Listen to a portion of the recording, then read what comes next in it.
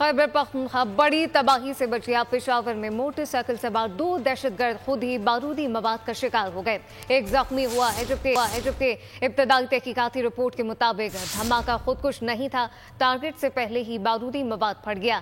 SSP operation का कहना है 4 से 5 किलो बारूदी मवाद मौजूद था। जाए वक़्वा से इंसानी अज़ा मिले। पेशावर में धमाका, 2 दहशतगर्द हलाक। इब्तदाई तहकीकाती रिपोर्ट तैयार कर ली गई। रिपोर्ट के मुताबिक बोर्ड बाजार धमाका खुदकुश नहीं था, कोई शहरी जाँ भाग नहीं हुआ। मोटरसाइकिल सवार 2 दहशतगर्द खुद ही बारूदी मवाद का शिकार हुए, टारगेट से पहले ही बारूदी मवाद फट गया। SSP ऑपरेशंस का कहना है 4 से 5 किलो बारूदी मवाद ले जाया जा रहा था।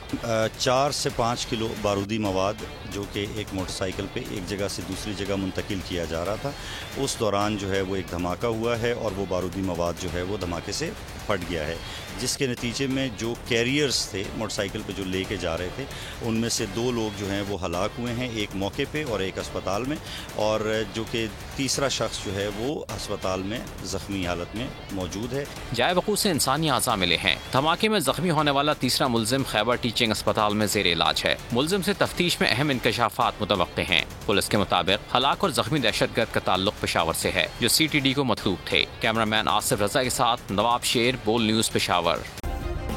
सब्सक्राइब करें और बेल दबाएं ताकि कोई खबर रह न जाए।